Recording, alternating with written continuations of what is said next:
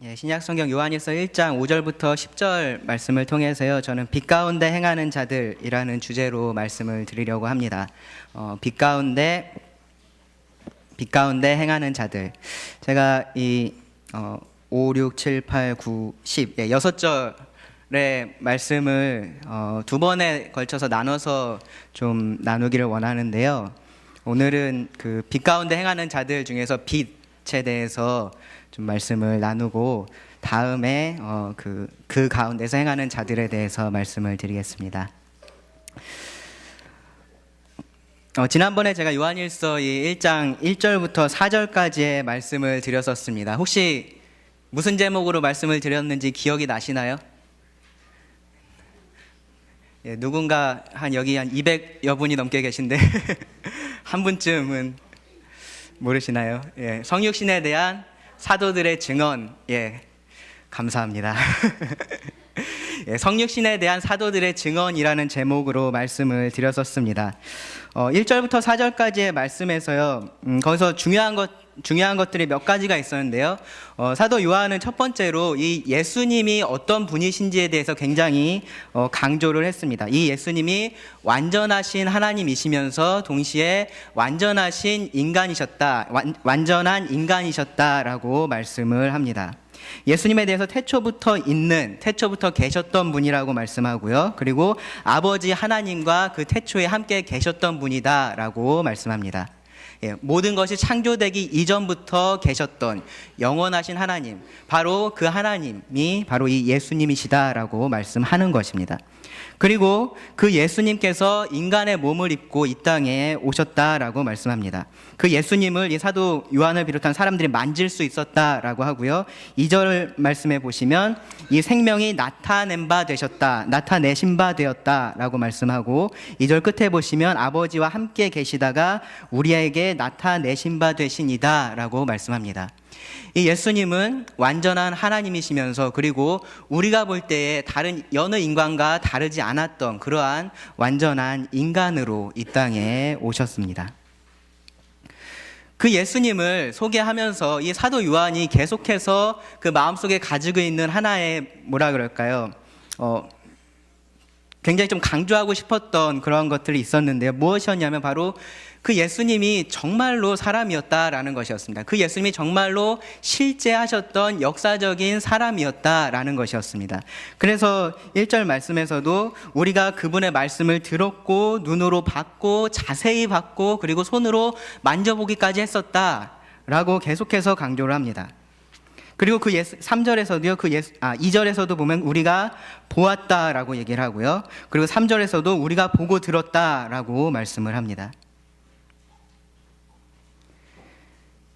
그 예수님이 어떤 분이신지 이 사도들은 정말로 바로 앞에서 그 예수님을 경험했던 사람들이었습니다. 그 예수님의 말씀을 직접 그들의 귀로 들었던 사람들이었습니다. 그리고 그 말씀을 그대로 전해 주었습니다. 그렇게 했던 목적이 무엇이었습니까? 바로 인간과 하나님과의 깨어진 관계를 회복하기 위한 것이었습니다. 여기 3절 말씀해 보시면 우리가 보고 들은 바를 너희에게도 전함은 너희로 우리와 사귐이 있게 하려 함이니 우리의 사귐은 아버지와 그의 아들 예수 그리스도와 더불어 누림이다 라고 말씀합니다. 즉 하나님과의 깨어졌던 그 수직적인 관계가 다시 회복이 되고요, 그것과 함께 인간 사이에 깨어졌던 수평적인 관계도 회복시켰다라는 말입니다. 바로 예수님께서 이 땅에 오셔서 하셨던 일입니다. 이것이 핵심입니다.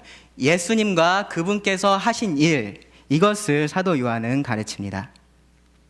예수님은 이 땅에 그냥 인간의 모습처럼 보였던 그러한 환영으로 이 땅에 오셨던 분이 아닙니다. 사도들이 그들의 어떠한 생각과 그들의 어떠한 철학적인 사고를 통해서 만들어낸 허구의 인물도 아닙니다. 예수님은 실제로 정말로 이 땅에 오셨습니다. 그분이 하셨던 그 모든 일들도 역사적인 사실입니다. 그리고 이 사도들이 그 예수님의 증인이 되어서 그 예수님을, 그분이 하신 일을 전해 주었습니다.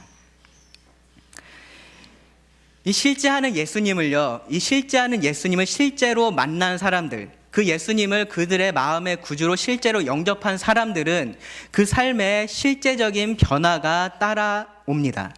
그리고 이것이 사도 요한이 요한 1서 말씀을 통해서 우리들에게 계속해서 가르쳐 주고 있는 그 말씀의 핵심적인 기초가 됩니다. 요한 복음과 이 요한 1서에서 사도 요한은 그 말씀을 기록한 목적에 대해서 분명하게 기록을 했는데요. 요한 복음의 말씀에서는 이렇게 기록을 했습니다. 요한복음 20장 31절에 보시면 오직 이것을 기록함은 너희로 예수께서 하나님의 아들 그리스도이심을 믿게 하려 함이요 또 너희로 믿고 그 이름을 힘입어 생명을 얻게 하려 함이니라.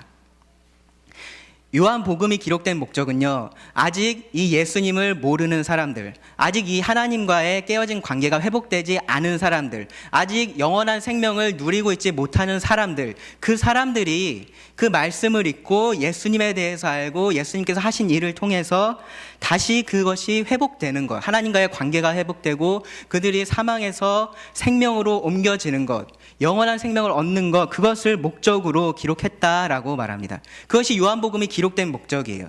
그래서 여러분들 요한복음을 읽으실 때 그렇게 말씀을 한번 읽어보시기 바랍니다. 어떻게 사도 요한이 예수님을 소개하고 있는지.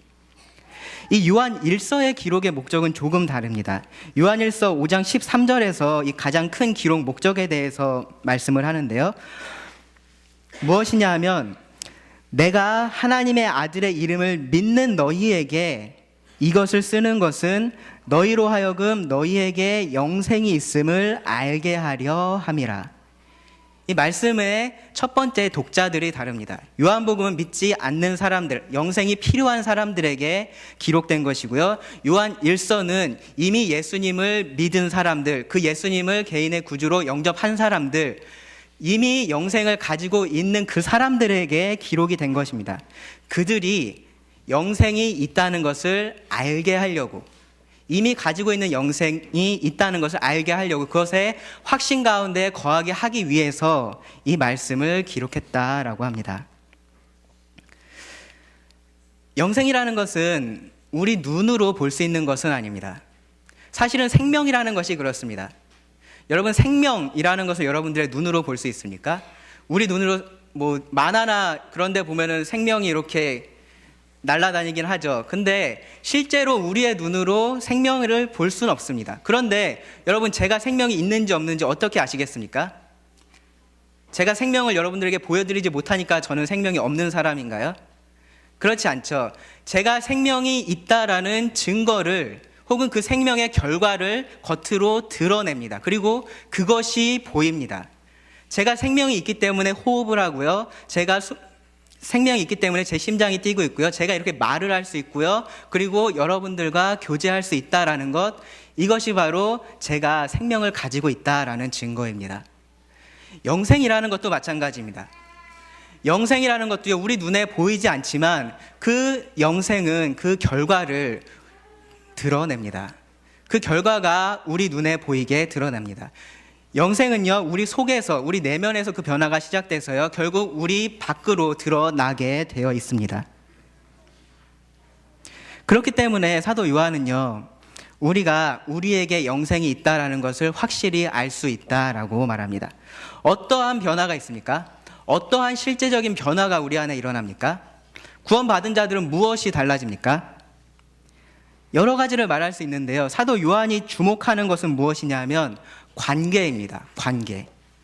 죄로 인해서 깨졌던 하나님과의 관계가 회복이 되었습니다. 이 실제하신 그리스도, 이 땅에 인간의 몸을 입고 오셨던 그 그리스도를 통해서 죄로 인해 깨어졌던 하나님과 우리 인간 사이의 관계가 회복이 되었습니다. 그리고 그 관계가 회복됐기 때문에 이제는 그 하나님과 다시 교제할 수 있는 길이 열렸습니다. 다시 사귐을 가질 수 있는 길이 열렸습니다. 그리스도를 통해서만 이것이 가능합니다. 사도 바울은 디모데전서 2장 5절에서 이렇게 말합니다. 하나님은 한 분이시요 또 하나님과 사람 사이의 중보자도 한 분이시니 곧 사람이신 그리스도 예수라. 사도 바울도 여기 사도 요한이 그랬던 것처럼요, 이 예수님의 인성에 대해서 말합니다. 이 예수님이 사람이셨다라고 말합니다. 사람이신 그리스도 예수가 바로 하나님과 우리 인간 사이의 중보자가 되신다라고 말합니다. 하나님이신 예수님이 실제로 인간의 몸을 입고 이 땅에 오셨다라는 것, 세 글자로 성육신이라고 우리가 말합니다. 그 진리는요, 정말로 성경에서 핵심적으로 우리가 꼭 알아야 할 진리입니다. 이것을 부인하는 것은요, 만약에 예수님이 정말로 이 땅에 오신 것이 아니다 라고 말하면요, 이 성경의 말씀은 그냥 수많은 좋은 이야기들 중에 하나가 됩니다. 그냥 세상에서 조금 더 착하게 살라고 하는 말 중에 하나입니다. 그냥 세상에 조금 더 도움이 되게 살아라 라고 하는 말 중에 하나가 됩니다. 그냥 우리가 살고 있는 이 사회를 조금 더 나은 사회로 만들어라 라고 하는 그러한 수많은 이 세상의 사상들, 이 세상의 철학들, 이 세상의 학문들과 다를 것이 없습니다. 만약에 예수님께서 실제로 이 땅에 오셨던 것이 아니시라면요. 그런데요, 예수님께서 실제로 이 땅에 오셨었기 때문에 성경의 말씀은 다른 모든 이 세상의 가치관들, 이 세상의 학문들, 이 세상의 생각들과 다른 것이 됩니다. 하나님이신 예수님께서 인간이 되신 이 역사적인 사건은요, 이 성경이 그냥 어떠한 관념, 누군가 만들어낸 생각이 아니라 사실이다라는 것을 증명합니다.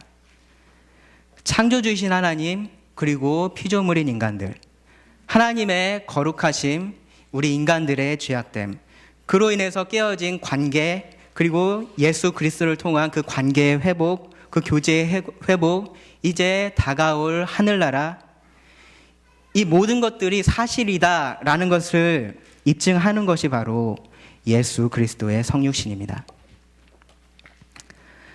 왜 그렇습니까? 왜 그럴까요? 만약에요, 우리 인간 스스로가 우리에게 아무런 문제가 없었다면 예수님은 굳이 이 땅에 오지 않으셔도 됐습니다. 만약에요, 우리에게 죄에 문제가 있는데 그것을 우리가 스스로 해결할 수 있었다면 예수님은 이 땅에 오지 않으셔도 됐었습니다. 그런데 예수님께서 이 땅에 오셨다라는 것은요, 우리가 해결할 수 없는 죄의 문제가 우리에게 있다는 것을 말합니다. 또한 그것은요, 하나님의 거룩하심을 증명합니다. 거룩하신 하나님이 계시다라는 것을 증명합니다. 만약에 하나님이 거룩하지 않으신 분이시라면, 만약에 하나님이 그냥 사랑만 가득하신 분, 은혜만 가득하신 분이셨다면요, 예수님은 굳이 이 땅에 오지 않으셔도 됐습니다. 인간이 아무리 죄인이더라도요, 그냥 하나님께서 그냥 내가 너네들 죄 없다고 해줄게, 그냥 그렇게 하자, 없는 셈 치자 라고 하셨으면 됐습니다. 그런데 왜 예수님께서 이 땅에 오셨습니까? 하나님이 거룩하시기 때문입니다. 거룩하신 하나님이 죄를 그냥 용납하실 수 없으셨기 때문입니다. 우리 안에 있는 실제하는 그 죄의 문제를 실제하셨던 예수 그리스도를 통해서 해결하셔야 하셨기 때문입니다.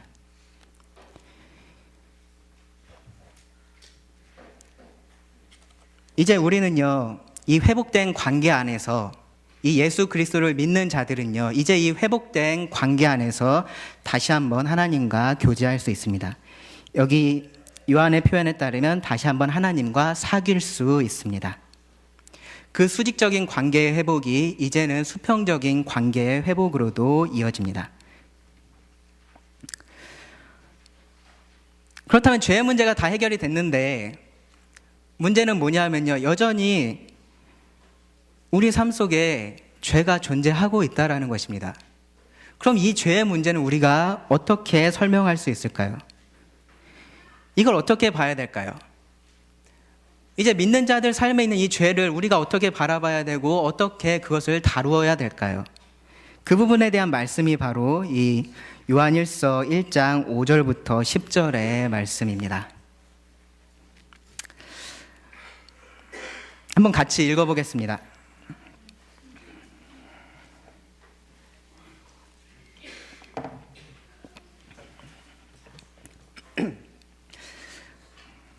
요한일서 1장 5절부터 10절입니다. 우리 함께 한 목소리로 읽어보겠습니다. 시작. 우리가 그에게서 듣고 너희에게 전하는 소식은 이것이니 곧 하나님은 빛이시라. 그에게는 어두움이 조금도 없으시다는 것이니라. 만일 우리가 하나님과 사귐이 있다 하고 어두움에 행하면 거짓말을 하고 진리를 행하지 아니함이거니와 그가 빛 가운데 계신 것 같이 우리도 빛 가운데 행하면 우리가 서로 사귐이 있고 그 아들 예수의 피가 우리를 모든 죄에서 깨끗하게 하실 것이요 만일 우리가 죄가 없다고 말하면 스스로 속이고 또 진리가 우리 속에 있지 아니할 것이요 만일 우리가 우리 죄를 자백하면 그는 미쁘시고 의로우사 우리 죄를 사하시며 우리를 모든 불의에서 깨끗하게 하실 것이요 만일 우리가 범죄하지 아니하였다 하면 하나님을 거짓말하는 이로 만드는 것이니 또한 그의 말씀이 우리 속에 있지 아니하니라. 감사합니다. 이 말씀을요 3개로 나눠보면 이렇게 나눌 수 있습니다. 5절 말씀에서 사도 요한은 기본적인 원리를 제시합니다. 기본적인 원리는 무엇이냐면 하나님은 빛이시다라는 것입니다. 그리고 6절부터 7절에서는요 그 원리를 적용합니다. 그 원리를 적용해서 뭐라고 말씀하냐면 하나님과 사귐이 있는 자는 빛 가운데 행한다라고 말씀합니다. 그리고 8절부터 10절에서는요 혹시 그 말씀을 오해할까봐 그 오해를 대비해서 설명을 합니다. 뭐라고 설명하냐 하면요 빛 가운데 행하는 것은 죄 없는 삶이 아니라 죄에 민감한 삶이다 라고 말합니다. 그 중에서 오늘은 이 첫 번째 기본적인 원리 하나님은 빛이시다 라는 부분에 대해서 말씀을 나누겠습니다. 이 하나님은 빛이시다 라는 것은요 가장 기초적이고 가장 핵심적인 원리가 됩니다. 여기 말씀해 보시면요 5절입니다. 우리가 그에게서 듣고 너희에게 전하는 소식은 이것이다 라고 말합니다. 우리가 누굴까요? 우리가 누굴까요? 여기 말씀을요 가만히 읽어보시면 1장 말씀을 읽어보시면 이 우리라는 말이 굉장히 많이 나옵니다. 1절부터 나오죠. 우리가 들었고 우리 손으로 만졌다라고 말하고요. 2절에서도 우리가 보았고 증언했다라고 말하면서 우리라는 말이 굉장히 많이 나옵니다. 우리도 사실은 이 우리라는 말을 사용할 때 여러 가지 의미를 담습니다. 뭐냐면 우리라고 말할 때 저를 여기 제가 만약 여기 한 사람이 더 서 있으면 제가 우리라고 말했을 때 이 사람과 저를 말할 수도 있죠. 그렇죠? 근데 또 다른 의미로 제가 우리는 이라고 말할 때 여기 계신 모든 분들이 우리가 될 수도 있습니다. 그렇죠? 그리고 사실은 아주 큰 의미로 우리 인간 모두들을 말할 때도 우리라고 말하기도 합니다.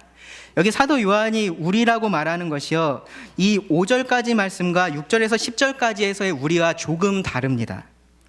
여기 5절까지에서의 우리는 사실 4절까지 말씀에서의 우리와 동일합니다. 누구냐 하면 이 사도 요한을 비롯한 예수님의 증인들, 그 예수님의 증인들이 바로 우리입니다. 왜냐하면 우리가 그에게서 듣고 너희에게 전하는 소식이다 라고 말하잖아요. 그러니까 이 소식을 듣는 사람과 이 소식을 전하는 사람이 지금은 구분되어 있습니다.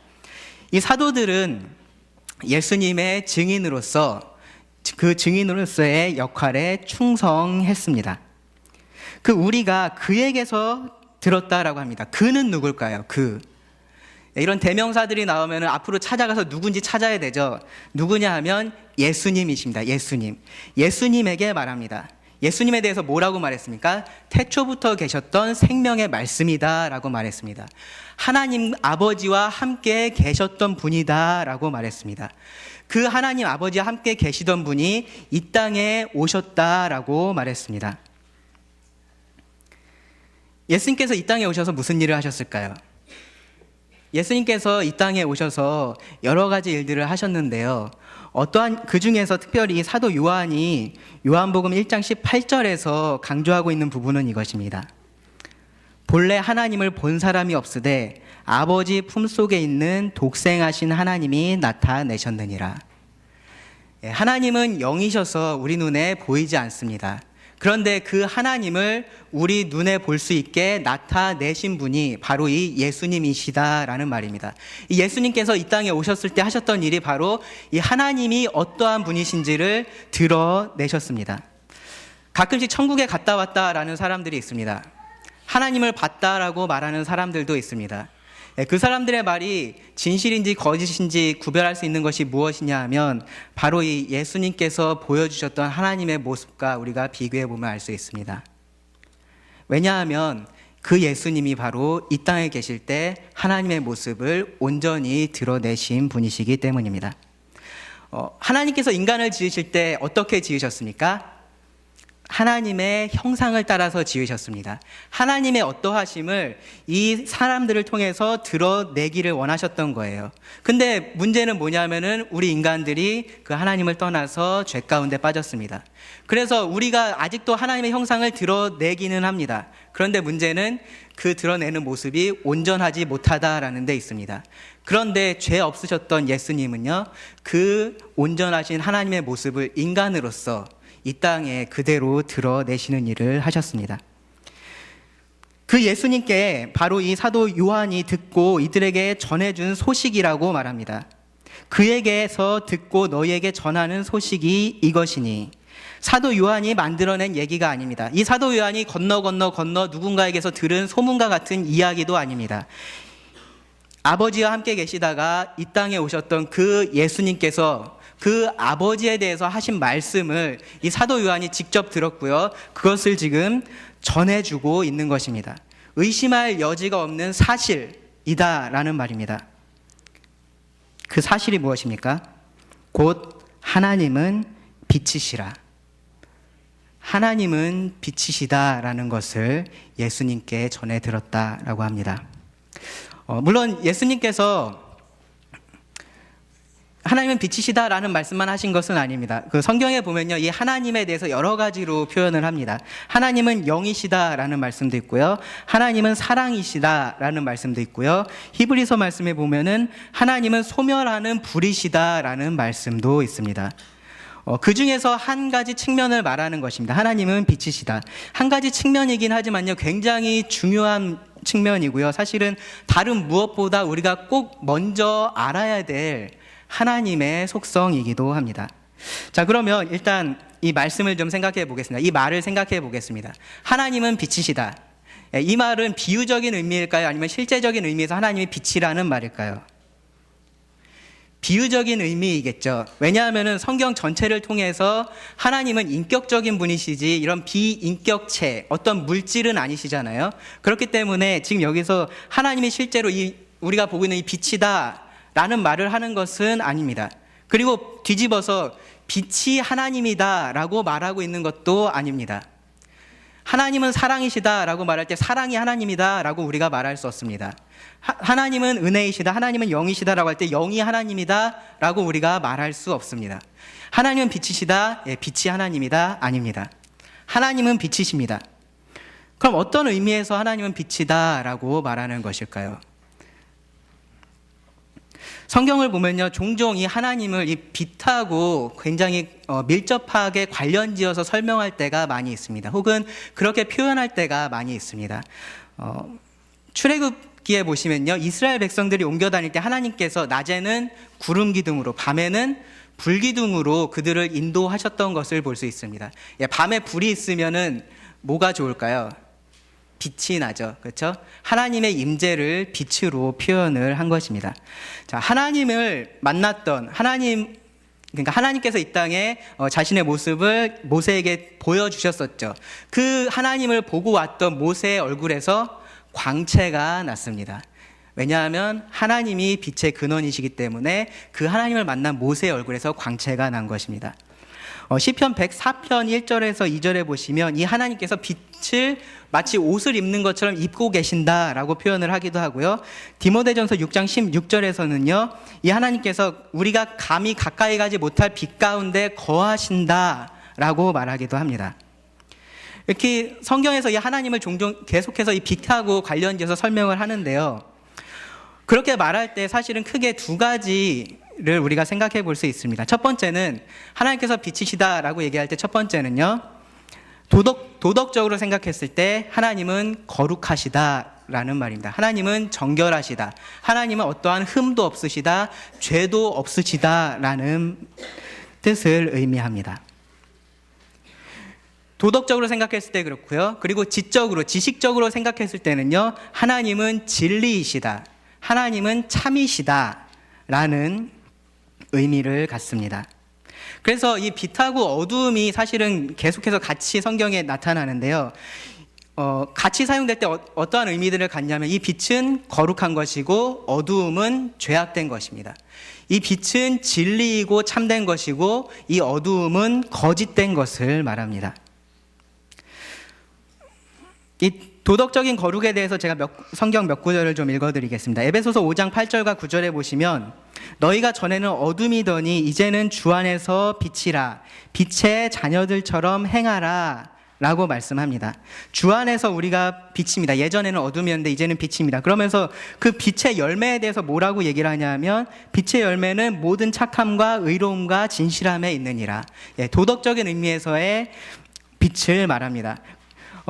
이사야서 5장 20절에 보시면 조금 더 분명하게 이렇게 말하는데요. 악을 선하다 하며 선을 악하다 하며 흑암으로 광명을 삼으며 광명으로 흑암을 삼으며 쓴 것으로 단 것을 삼으며 단 것으로 쓴 것을 삼는 자들은 화 있을진저. 네, 뭐가 있고 막 그래서 헷갈리시죠? 무슨 말인지. 네.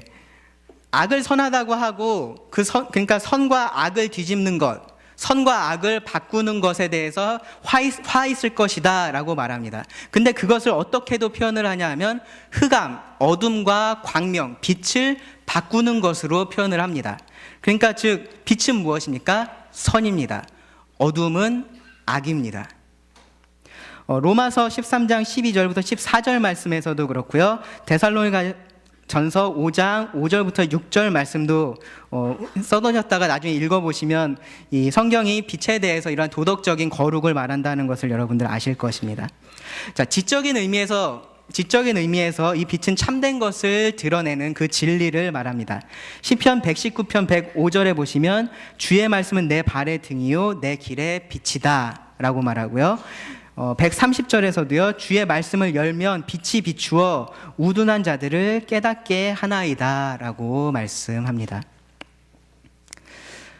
이러한 의미들이 사실은 따로 존재하는 것은 아닙니다. 성경에서 빛을 얘기할 때 이때는 거룩만 얘기하는 거고 이때는 진리만 얘기하는 거다. 그렇게 우리가 구분해서 볼 수는 없습니다. 왜냐하면 거룩한 거짓 혹은 죄악된 진리 그런 것은 존재하지 않기 때문에 그렇습니다.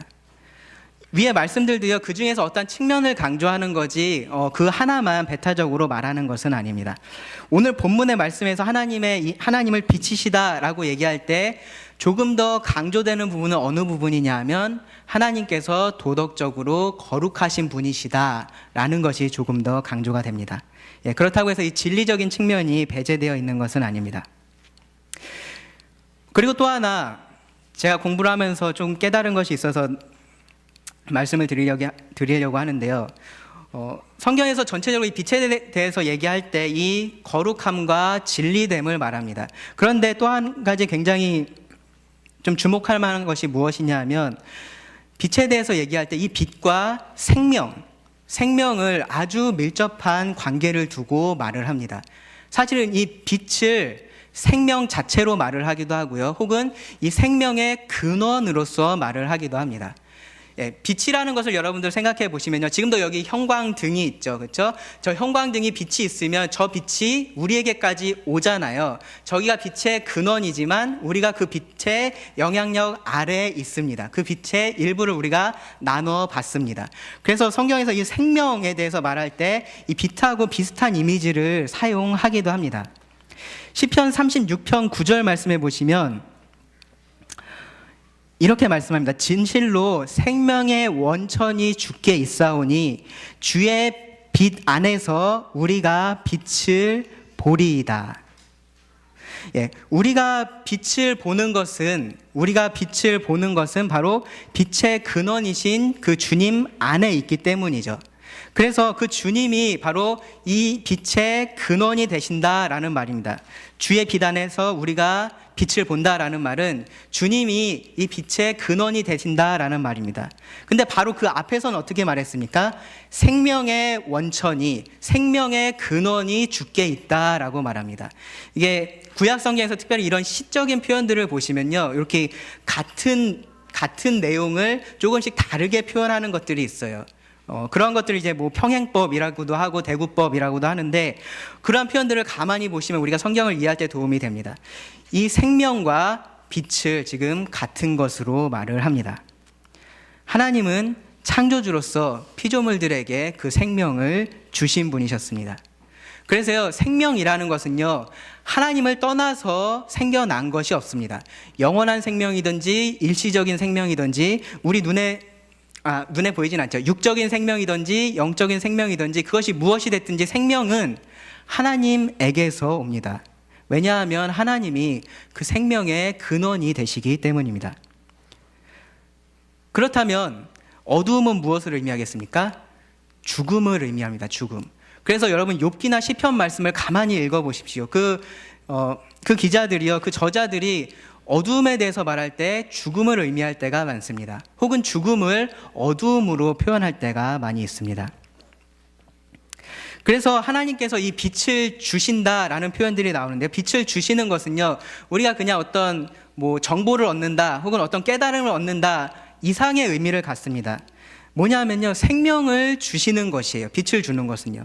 시편 56편 13절에 보시면 주께서 내 생명을 사망에서 건졌음이라.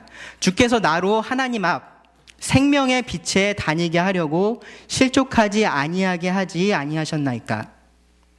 하나님께서 생명을, 이 시편 기자의 생명을 사망에서 건지신 것을요, 하나님께서 생명의 빛을 주신 것이다 라고 말합니다. 욥기 33장 28절부터 30절은요, 잘 들어보십시오. 하나님이 내 영혼을 건지사 구덩이에 내려가지 않게 하셨으니 내 생명이 빛을 보겠구나 하리라. 내 생명이 빛을 보는 것입니다. 내 생명이 그 빛의 근원, 생명의 근원을 만난다라는 말입니다. 실로 하나님이 사람에게 이 모든 일을 제3 행하심은 그들의 영혼을 구덩이에서 이끌어 생명의 빛을 그들에게 비추려 하심이라. 생명의 빛을 그들에게 비추는 것, 그들에게 생명을 주시는 것을 말합니다. 그래서요, 이 구약, 특별히 이사야서 말씀해 보면 이 빛을 비추는 것을 구원을 얻는 것, 하나님께서 구원을 주시는 것하고 직접적으로 연관지어서 말씀을 합니다. 이사야서 9장 2절에 보시면 흑암에 행하던 백성이 큰 빛을 보고 사망의 그늘진 땅에 거주하던 자에게 빛이 비치도다. 그냥 빛만 비추는 것이 아니라 그들이 죽었던 자들이 생명을 얻게 되는 것을 말합니다. 메시아의 할 일에 대해서 이사야 42장 6절부터 7절은 이렇게 말합니다. 나 여호와가 의로 너를 불렀은즉 내가 너의 손을 잡아 너를 보호하며 너를 세워 백성의 언약과 이방의 빛이 되게 하리니 네가 눈먼 자들의 눈을 밝히며 갇힌 자를 감옥에서 이끌어내며 흑암에 앉은 자들을 감방에서 나오게 하리라. 어두움에서 나오는 것, 그것이 바로 죽음에서 나오는 것입니다. 빛을 얻는 것, 그것이 바로 생명을 얻는 것입니다. 그래서요, 하나님은 빛이시다라고 말할 때 우리가 생각해야 할 것들이 사실은 이러한 것들입니다. 뭐냐면요, 하나님은 진리이시고요, 하나님은 거룩하시고, 그리고 하나님은 생명의 근원이 되신다라는 것입니다. 이것이 하나님께서 가지고 계신 속성입니다. 속성. 여러분, 속성이 무엇입니까? 무언가를 그것 되게 만드는 것이 속성이에요. 그렇죠? 우리가 사람이라고 말하면 사람들이 일반적으로 가지고 있는 속성이 있습니다. 변하지 않습니다. 하나님은 이러한 속성을 가지고 계시고요. 과거에도 그렇고 현재에도 그렇고 앞으로도 그렇고 하나님은 빛이십니다. 하나님은 항상 거룩하시고요. 항상 진리시고요. 항상 생명의 근원이 되십니다. 요한이 이 빛이라는 아주 익숙한 이미지를 통해서 지금 이 하나님에 대한 그러한 속성을 말합니다. 하나님은 빛이시라. 그에게는 어두움이 조금도 없으시다는 것이라. 혹시라도 이 말씀을 오해할까봐 다시 한번 설명을 합니다. 그에게는 어두움이 조금도 없다. 그 하나님 안에는요, 어두움이 전혀 존재하지 않는다라고 합니다. 하나님은 빛이시지 빛이면서 그 안에 어둠도 같이 있는 분이 아니시다라는 말입니다. 이 요한이 이 편지를 쓸 당시에 그 사람들이 믿었던 신들을 한번 생각해 보십시오. 여러분들이 그리스, 로마 신화를 통해서 보고 있는 신들을 한번 생각해 보십시오. 어떻습니까? 그들은 그냥 사람 같아요. 예, 그냥 사람인데 왠지 좀 스케일 큰, 뭔가 큰 능력을 가지고 있는 그냥 사람 같습니다. 그들이 뭔가 좋은 일을 하고 뭔가 선한 일을 하는 것 같지만 그들 안에 악한 일들이 있습니다. 그들 안에 다툼이 있고요, 싸움이 있습니다. 근데 이 요한이 예수님을 통해서 전해 들은 이 하나님은 그렇지 않다라는 것입니다. 이 하나님은 오직 빛이시지 그 안에 어둠이 같이 있지 않습니다. 그리고요, 7절에 보시면요, 이 하나님과 빛에 대해서 조금 다르게 설명을 하는데요, 그가 빛 가운데 계시다라고 말합니다. 하나님이 빛이시고 하나님이 빛 가운데 계십니다. 이게 모순되는 말씀입니까? 하나님이 빛이신데 빛 가운데 또 계시다라는 거 모순되는 말씀입니까? 그렇지 않습니다. 왜냐하면 하나님이 빛이시다라는 말은요, 하나님이 빛의 근원이시다라는 말씀이잖아요. 그렇죠? 그럼 하나님을 통해서 빛이 퍼져나가죠. 그러면은 우리가 그것을 어떻게 볼 수 있습니까? 빛의 영역이다라고 볼 수 있어요. 하나님께서 그 빛 안에 계시는 것입니다. 그 빛의 근원으로서. 사실 이것이 제가 생각할 때는 이 사도 요한이 하나님의 이 거룩하심을 말하면서 그냥 하나님은 거룩한 분이시다 라고 말해도 되는데 그렇게 하지 않고 하나님은 빛이시다 라고 말한 이유가 저는 거기에 있다라고 생각을 하는데요, 뭐냐면 사도 요한은요, 지금 영역을 나누고 있습니다. 이곳에 빛의 영역이 있고요, 다른 곳에 어두움의 영역이 있는 것입니다. 그리고 이 빛의 영역에는요, 어두움이 전혀 있지 않습니다.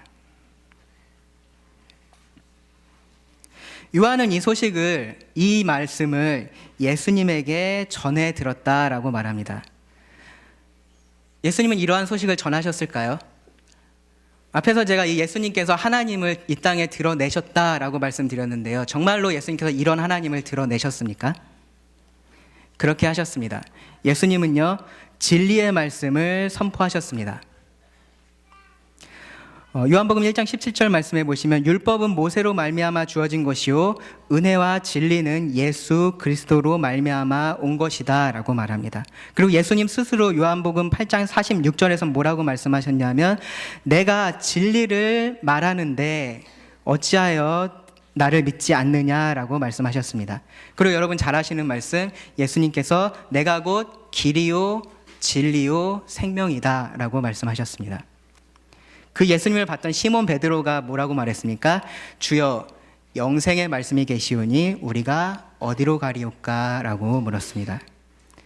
예수님은요, 진리이신 분으로서 이 진리의 말씀을 선포하셨습니다. 하나님의 진리를 드러내셨습니다. 예수님은 또 거룩한 삶을 사셨습니다. 예수님 스스로 이렇게 말씀하셨는데요, 요한복음 8장 46절에서 너희 중에 누가 나를 죄로 책 잡겠느냐.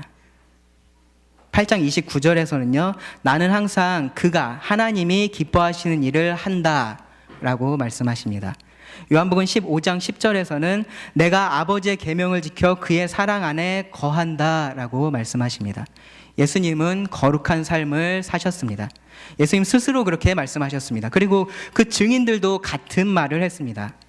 사도행전 2장 27절에서는 주의 거룩한 자라고 예수님을 지칭하고요, 사도행전 3장 14절에서는 너희가 거룩하고 의로우니 라고 말합니다. 고린도후서 5장 21절에서는요, 예수님을 죄를 알지도 못하신 이다 라고 말씀합니다.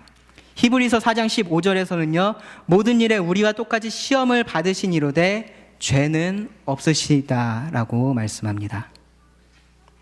그리고 히브리서 7장 26절에서는요, 거룩하고 악이 없고 더러움이 없고 죄인에게서 떠나 계신 분이시다 라고 말씀합니다. 예수님은 하나님의 거룩하심을 이 땅에서 드러내셨습니다. 완벽한 순종의 삶으로 그것을 드러내셨습니다. 생명에 대해서는 어떻습니까? 예수님은요, 병자들을 고치셨습니다. 병자들을 고치셔서요, 그들이 참된 삶을 살 수 있게 해주셨습니다. 그리고 죽은 자에게 정말로 실제로 생명을 주시기도 하셨습니다. 그리고 무엇보다도요, 모든 죄로 인해서 죽은 자들에게 영생을 주신 분이 바로 이 예수님이십니다. 말씀을 다 읽어드리고 싶은데 제가 다 읽지 못할 것 같습니다. 요한복음 1장 4절부터 10절까지의 말씀을 읽어보십시오. 요한복음 8장 12절에서는 이렇게 말합니다. 예수님께서 하신 말씀인데요. 나는 세상의 빛이니 나를 따르는 자는 어두움에 다니지 않고 생명의 빛을 얻으리라. 죽음 가운데 있지 않고 영원한 생명을 얻을 것을 말씀하신 것입니다. 이 빛으로 오셨던 예수님은요, 그 빛 대신 아버지 하나님을 이 땅에 드러내셨습니다. 그 하나님을 우리들에게 전해 주셨습니다. 그리고 그것을 직접 목격하고 그 예수님을 직접 경험했던 이 사도들이 하나님은 빛이시다 라고 우리들에게 말씀하고 있습니다. 하나님은 빛이십니다. 그 하나님 안에는요, 어떠한 어둠도 없습니다. 이 말씀은 그냥 어떤 철학적인 개념이 아니고요, 사실을 말합니다. 이 땅에 오셨던 예수님께서 바로 그 하나님의 모습을 우리들에게 보여주셨습니다.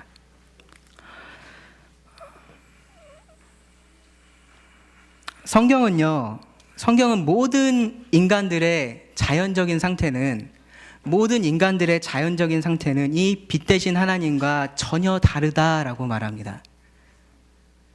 우리는 진리에서 멀어져 있고요. 우리는 거룩함에서 멀어져 있고요. 우리는 생명에서 멀어져 있습니다. 우리는 거짓에 물들어 있고 우리는 죄악 가운데 살고 있고요. 우리는 영적으로 죽은 자들입니다. 이런 우리들이 이 빛 대신 하나님을 볼 때요, 두 가지로 반응할 수 있습니다. 첫 번째는 그 빛으로 나가서 나의 어떠함을 하나님 앞에서 인정하고 그것을 드러내고 하나님께서 주시는 그 해결책을 받아들이는 것입니다. 그것을 받아들여서 영원한 생명을 얻는 것입니다. 두 번째로 어떻게 할 수 있냐면요, 그 빛을 거부하고 그냥 지금 모습 그대로 살거나 아니면 사람들이 주는, 이 세상이 주는 해결책을 통해서 그냥 내가 조금 더 나은 삶을 살고 있구나 라고 생각하면서 사는 것입니다. 여러분은 지금 이 빛 대신 하나님에게 어떻게 반응하고 계십니까? 이 거룩하시고 이 진리 되시고 생명의 근원 되신 하나님께 어떻게 반응하고 계십니까?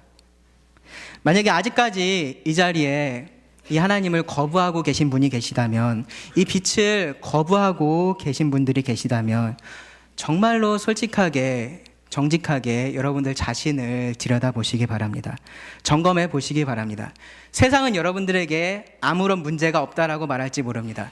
여러분들의 모든 문제는 과거의 어떠한 일 때문이고 지금 여러분들이 처한 환경 때문이고 여러분들의 부모 때문이고 여러분들의 조상 때문이다 라고 말할지 모릅니다. 그런데요, 성경은 뭐라고 말하냐면요, 문제는 여러분 안에 있다라고 말합니다. 여러분 안에 있는 죄가 문제다라고 말합니다. 우리가 죄인이라는 것이 문제입니다. 그 사실을 인정하고 하나님 앞에 나오시기 바랍니다. 그 빛 대신 하나님 앞에 나오시기 바랍니다. 그 앞에서 여러분들의 죄악됨을 드러내고 인정하고 그 하나님의 해결책인 예수 그리스도를 받아들이시기 바랍니다. 이미 그 빛 앞에 나오신 여러분들에게 이 말씀을 드리고 싶습니다. 에베소서 5장 8절인데요. 너희가 전에는 어둠이더니 이제는 주 안에서 빛이라. 빛의 자녀들처럼 행하라. 예수님께서 이 땅에 계실 때 예수님은 하나님의 아들이셨습니다. 빛 대신 하나님의 아들로서 그 빛 대신 하나님을 드러내시는 삶을 사셨습니다. 이제 그 빛 대신 하나님을 드러내는 일을 누가 하겠습니까? 빛의 자녀들, 하나님의 자녀들이 된 여러분들이 하셔야 할 일입니다. 이것은 우리의 특권이고요. 또한 우리의 의무이기도 합니다. 그 하나님께 감사하시면서 하루하루의 삶을 사시기 바랍니다. 기도하시고 말씀을 줄이겠습니다.